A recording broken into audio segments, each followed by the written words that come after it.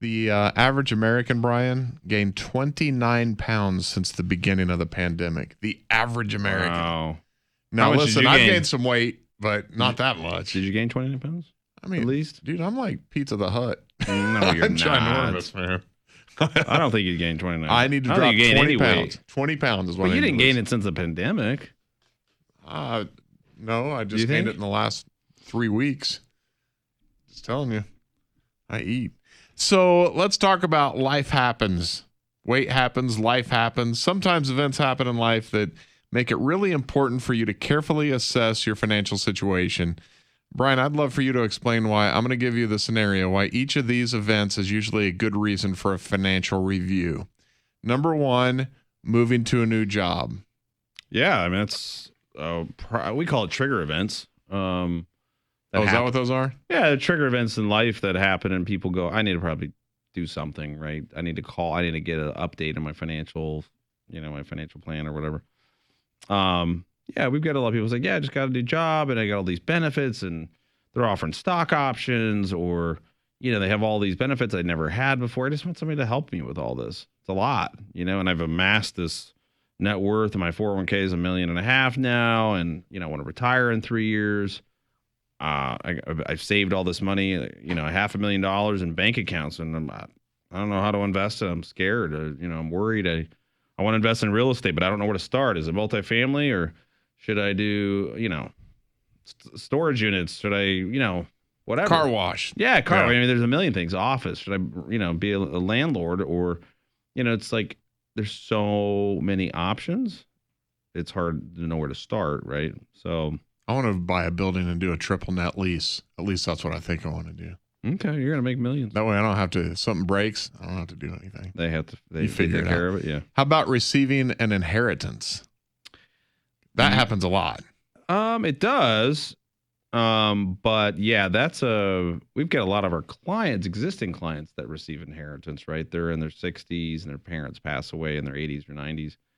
And it's nice when they're already established like that. So much easier, right? Because they're going to be the executor of the estate if it was set up well. Right. And a lot It's of times, easy. we ask that question when people come in, are you expecting an inheritance? And, they're like, yeah, but it's not much. It's a couple $100,000. Oh, okay. Or no, my parents are, pretty well off. I think they have $3 or $4 million. Okay.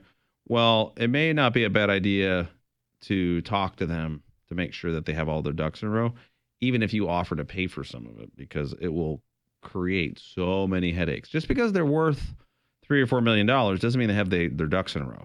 Right. We had a couple come in with well over $20 million net worth, and the will, I don't think, had been updated in 25, 30 years. Oh, wow. And they just had a will. So everything's changed. Oh, yeah. And Everything. real estate all over the place. Everything was going to go in probate, LLCs and corporations in multiple states.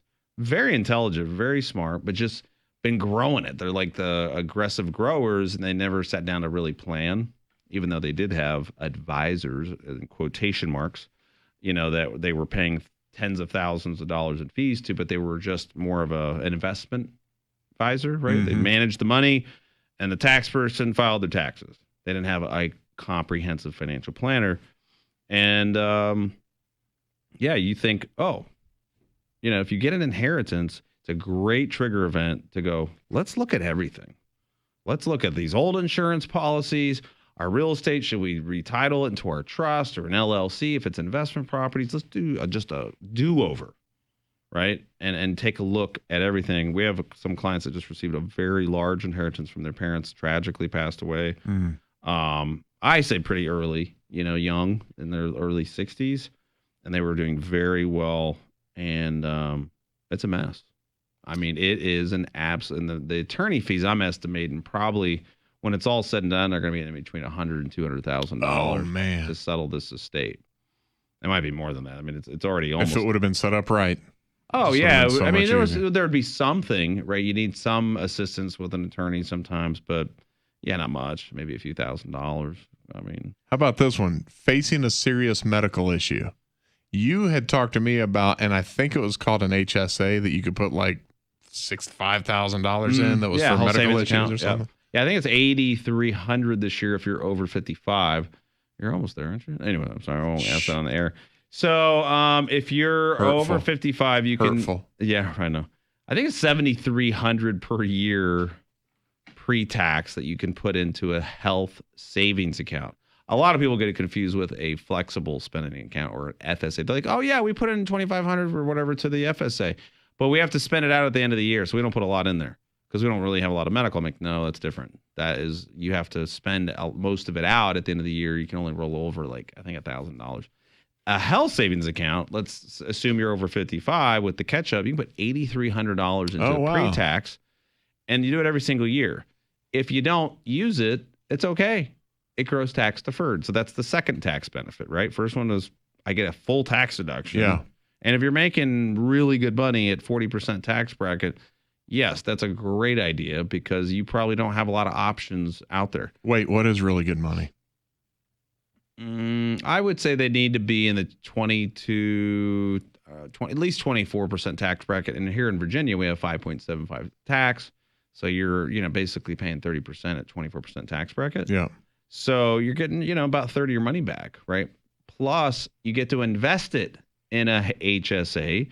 So usually there's a minimum like, oh, got to have 1,000 in a savings account or something like that. But once you get over that, you can put it in mutual funds. You can invest it in Vanguard or whatever, right? Some kind of large cap stock and let it rip.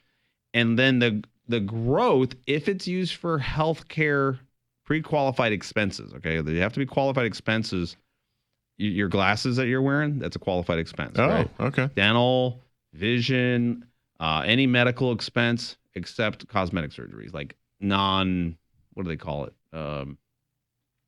Ones that are not needed, right? Yeah. So Voluntary. Voluntary, yeah, thank you. So the idea is that the HSA is the only thing that's legal that you can get a triple tax benefit on. And we've had people do it over the years. Plus, you can also put 1 year in an IRA or from your IRA and put it into an HSA. So you can do like a full $8,300 and just transfer it. Also, as well, a lot of people don't know that, but you got to do it before you get on Medicare.